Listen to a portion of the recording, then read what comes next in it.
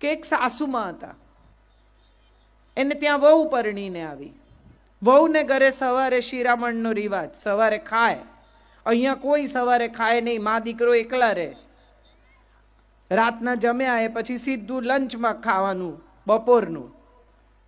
તો થોડા દિવસ તો ચાલ્યું, પછી વહુને એમ થયું કે આ તો આમ તો નહીં જીવાય, રોજ સવારે ભૂખ લાગે ને છેક જમવા સુધી રાહ જોવાની. એટલે રાત્રે રોટલો ભાખરી ચોરી લે, ઘંટીની નીચે છુપાવી દે. સવારે દળવા બેસે ત્યારે ધીમે ધીમે ખાય. એક દિવસ સાસુમાં વહેલા ઉઠી ગયા, એ દળવા બેસી ગયા. એણે જોયું કે આ તો ઘંટીની નીચે વાડકી છુપાવેલી છે ને એમાં તો ભાખરી છે. એને થયું અરે બિચારી લુખ્ખી ભાખરી ખાય છે. બીજા દિવસથી ગોળ મૂકવા માંડ્યા કે હશે બિચારી, કહી નથી શકતી ને. વહુને એમ થયું કે મારો વર જ મૂકતો હોય ને, આટલું વાલ તો બીજું કોઈ કરે જ નહીં, સાસુ તો સારી હોય જ નહીં. એટલે એણે બી વળી એના વરને એમ કે અરે વાહ કેટલું સરસ. વરને એમ થયું કે હશે જે વાતે ખુશ થઈએ, છોડો ને. થોડા દિવસ નહીં, થોડા વરસ આવું ચાલ્યું. વહુને ઘેર વહુ આવી. હવે માની આંખો ઝાંખી થઈ ગઈ છે, બહુ સરસ દેખાતું નથી. અને માં પોતાની વહુને પૂછે છે, જે હવે સાસુ થઈ ગઈ છે, કે બેટા તારી વહુ કેવી છે? તો કે બા આમ તો સારી છે, પણ કામકાજે મોળી છે. એટલે જે વડ સાસુ છે એમણે કીધું કે બેટા ગોળ નાખ તો ગળી થશે, મેં બહુ વરસ નાખ્યો છે. એમ કોઈ ગળ્યું થતું નથી, ગોળ નાખવો પડે છે. જેણે ગળ્યું ખાવું હોય ને એને. તમે રવો શેકવા માંડો એટલે શીરો ન થાય, એમાં ખાંડ આપણે જ નાખવી પડે, બીજું કોઈ નહીં નાખે બહારથી આવીને. આપણું ઘર, આપણો પરિવાર, આપણી દુનિયા, આપણા દીકરાની વહુ પરણીને આવી. એ બે જણાને બહુ બનતું હોય ને તો સાસુને વાંધો પડે, બહુ ગેલો છે. અરે એક આનંદ થવો જોઈએ કે કેટલું સરસ મારા દીકરાને મારી વહુ સાચવે છે, ચાલો મારી ચિંતા ઓછી થઈ ગઈ. કેટલા વર્ષથી મમ્મી કહેતી હોય દીકરાને થોડું લીલું શાક ખાને, ટીંડોળા ચાખી જો, પરવળ ચાખી જો, ચોળી ચાખી જો. દીકરો અડે નહીં, ના મારે નથી ખાવું. પછી વહુ પરણીને આવે અને એ ટીંડોળા સમારતી હોય ને ત્યારે જ સાસુ કે એ નહીં ખાય.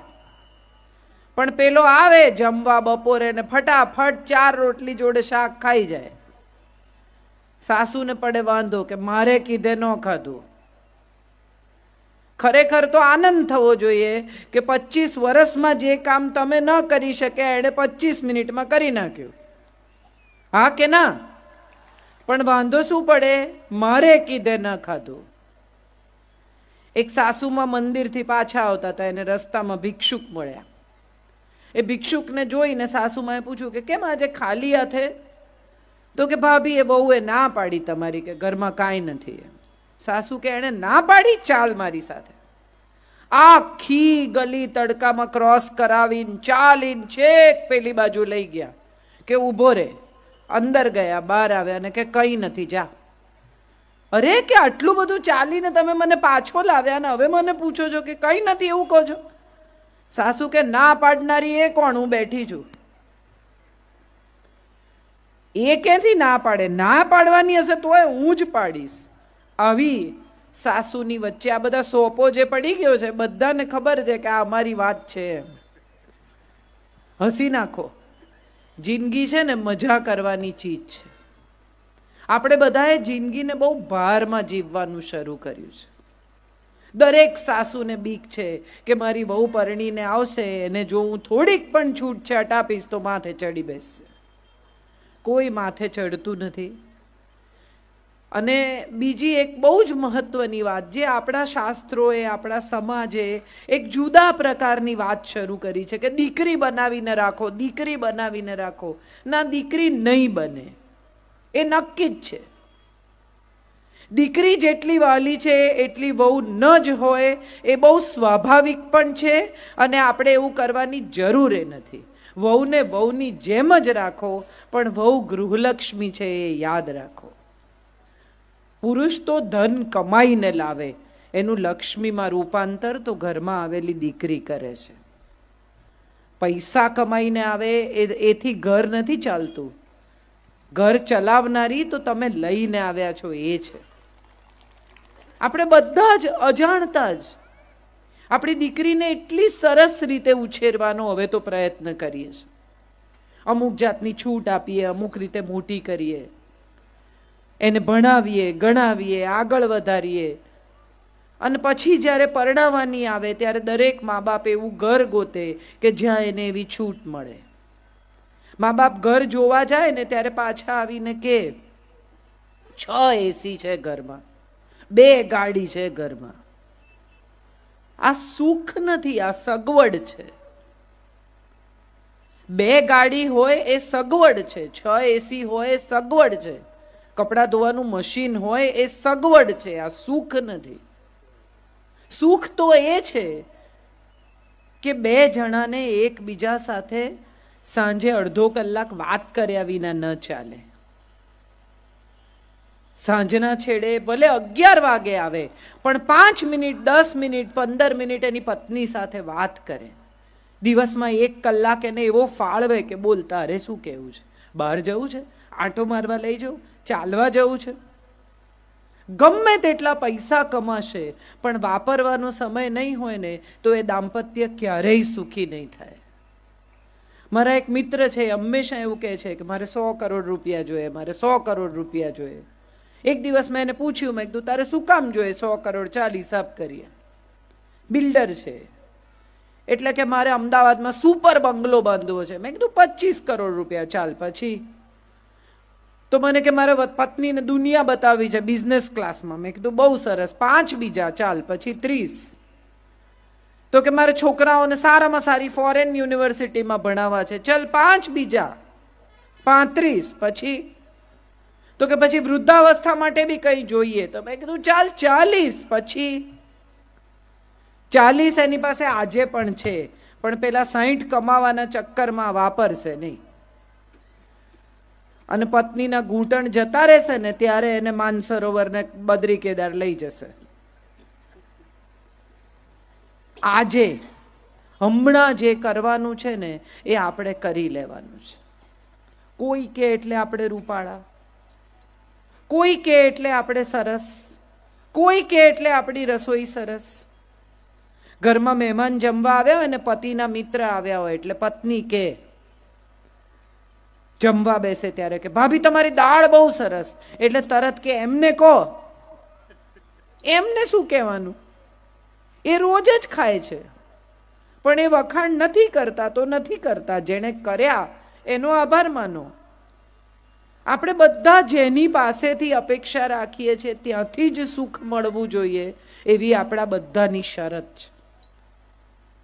આપણે બધા જ એ પરિવારમાંથી, એ ઉછેરમાંથી આવીએ છીએ કે પતિ કહે તો સરસ. પણ એવું જરૂરી નથી. તમને તમારી દાળ ખાઈને એમ થાય છે કે તમે સુપર દાળ બનાવો છો, તમને તમારી સુખડી ખાઈને એમ થાય છે કે વાહ મારા જેવી સુખડી કોઈ ન કરે, તો તમે મજા કરો. એ આવીને ખાય છે એનો અર્થ જ એમ કે એમને ભાવે છે. કેટલાક લોકોને એક્સપ્રેશન કરવાની, દેખાડવાની, કહેવાની આવડત ન હોય. અને એમાંય ખાસ કરીને ભારતીય પુરુષોનો તમે વિચાર કરો તો તમને સમજણ પડે. 3 વર્ષનો છોકરો એને રડે ને એટલે એની મમ્મી ખકડાવે, છોકરી છે એટલે રડે છે, છોકરી છે રડવાનું બંધ કર. થોડો મોટો થાય, 10-11 વર્ષનો થાય એટલે અરીસામાં જોઈને આમ પટિયા પાડે તો એની મમ્મી કે અરીસામાં હું જોયા કરે, છોકરી છે. થોડો વધુ મોટો થાય, મમ્મીને વાલ કરવા આવે કે આઘો રે, છોકરીઓની જેમ ચોંટાચોટ નહીં. અને પછી જ્યારે થોડોક મોટો થાય, લગ્ન કરે, ત્યારે પત્ની પહેલી ફરિયાદ શું કરે,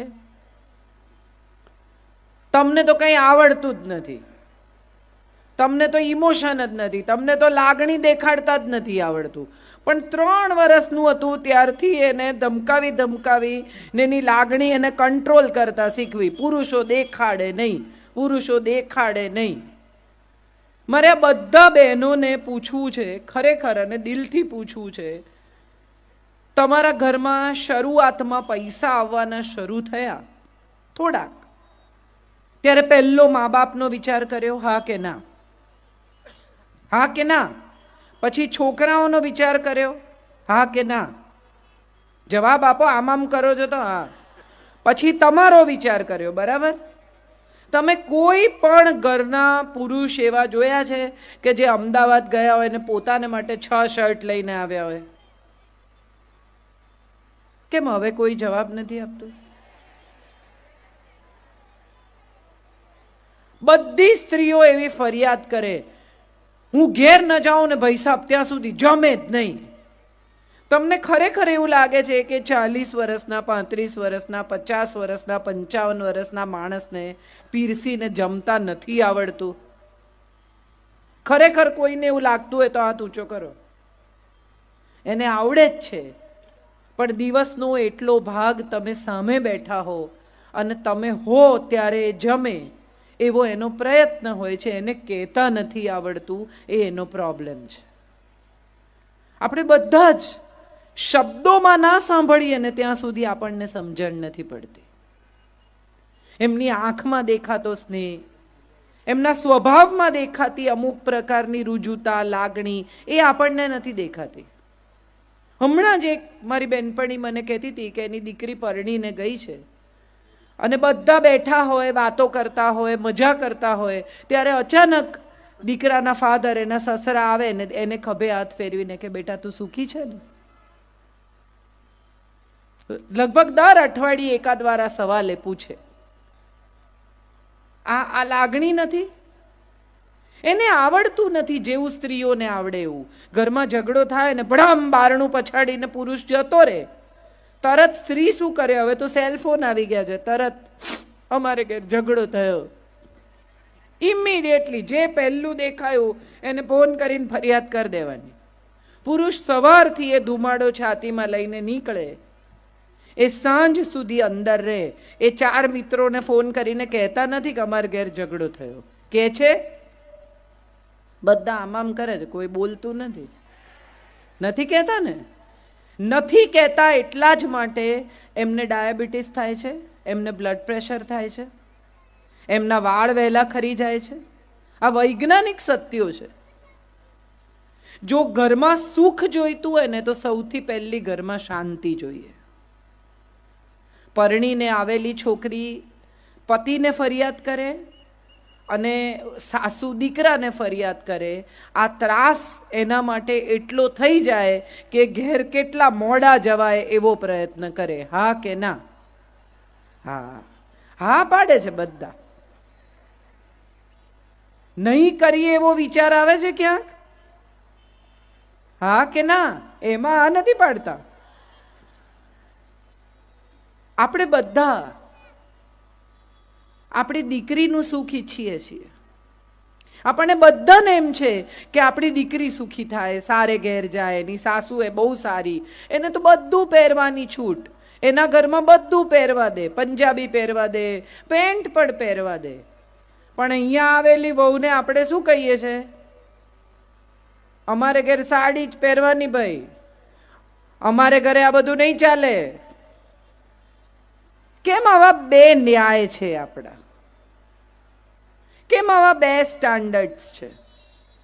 કોઈકની વહુ થઈને ગયેલી દીકરીને છૂટ હોવી જોઈએ, પણ આપણી વહુ થઈને આવેલી દીકરીને કોઈ છૂટ નહીં આપવાની. કેમ આવા બે લેવલ ઉપર આપણે જિંદગી જીવીએ છીએ? આપણે બધાએ આ સમજવાનું છે. ગૃહ કલેશનું સૌથી મોટું કારણ જો કોઈ હોય ને તો એ બે માન્યતાનો સંઘર્ષ છે, બે પેઢીનો સંઘર્ષ છે. એક છોકરી જે હમણાં 70માં 80માં જન્મી છે, એના વિચારો, અને જે સાસુ 1960માં જન્મી છે, એની પહેલા જન્મી છે, એના વિચારોમાં ફેરફાર હોય એ બહુ સ્વાભાવિક છે. 1960માં પથ્થર પર ચટણી વાટતા હતા, તમારા મમ્મી વાટતા હશે. આદુ મરચા કૂટીને દાળમાં નાખવાના. એ પછી મિક્સર આવ્યું, ફર દઈને બધા ઘરમાં મિક્સર છે. હવે મારી મમ્મી નવું મિક્સર લાવી તો અમે બધા ઊભા રહીને જોતા હતા કે અરે વાહ, આવું કેવું થઈ ગયું. અને હવેની વહુઓ છે, તૈયાર ચટણી લાવે, પેકેટ કાપે, કાઢે, વાડકામાં પાણી નાખે ને ખવડાવે, અને સરસ મળે છે, ખરાબ નથી મળતી એ ચટણી. સવાલ એ છે કે ગઈકાલે તમે એક મોબાઈલ ખરીદ્યો, આઈફોન ખરીદ્યો, સેમસંગ ખરીદ્યો, નોકિયા ખરીદ્યો, 6 જ મહિનામાં એ ફોન કરતા સારો બીજો ફોન બજારમાં આવે છે, હા કે ના? તો તમને શું લાગે છે, ભગવાને 1960માં જે મોડલ બનાવ્યું અને 1990માં બનાવ્યું એમાં કઈ ફેરફાર જ નહીં કર્યો? અપગ્રેડ કરે કે ના કરે મોડલ? ઉપરવાળો બી અપગ્રેડ કરે, એમને એમ ન મોકલે. 60નું મોડેલ ને 90ના મોડેલમાં નવા નવા ઘણા એને ફીચર ઉમેર્યા હોય. હવે આ સ્માર્ટફોન છે, સ્માર્ટફોનને સ્માર્ટફોનની જેમ વાપરતા આવડવો જોઈએ. તમને ન આવડે ને ખિસ્સામાં પડ્યો હોય ને તો નંબર લાગી જાય અને તમે જે વાતો કરતા હોય પહોંચીએ જાય.